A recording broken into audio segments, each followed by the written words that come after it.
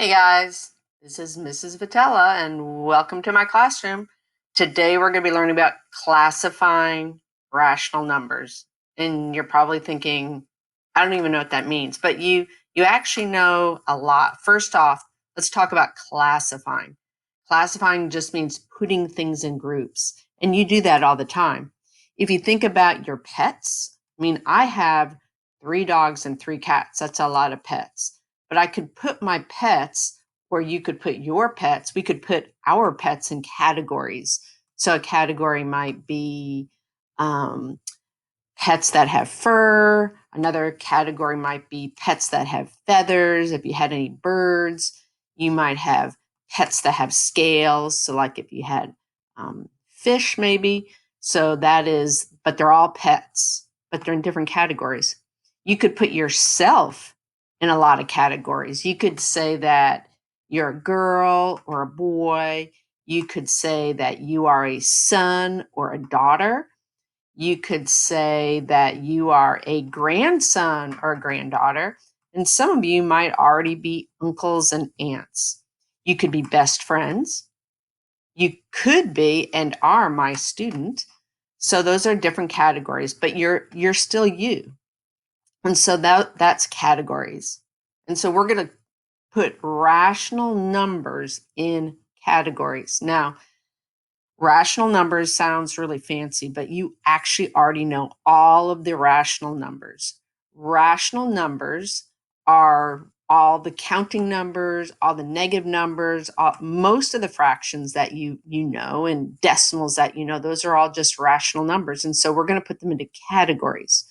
So I'm going to show you, first off, the 2 ways that you're going to see numbers in categories. It just kind of helps you understand. One is through a Venn diagram. And so here's a blank Venn diagram, and we're going to fill one of those out later. But here's just a bunch of Venn diagrams. So they can look a lot of different ways.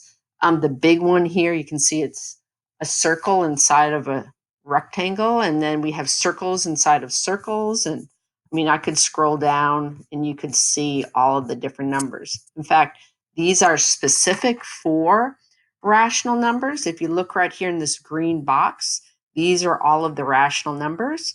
When you're in 8th grade next year, you'll learn about irrational numbers, and all of these numbers are called real numbers. So when you get into high school, you'll actually learn about imaginary numbers, but don't worry about that right now. So again, if you look at all of the numbers that are here as rational numbers, you know all of these numbers, you've seen all of these numbers, so don't panic about that. Okay, another way we might categorize numbers is through a flow chart or a graphic organizer. So here's another one again.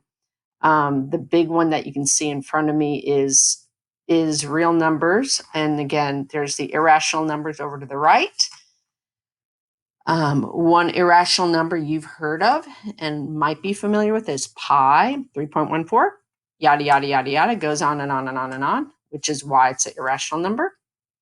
And then you can see the numbers being categorized in what we'll eventually talk about, which is rational numbers, integers, whole numbers, and natural numbers. Natural numbers can also be counting numbers.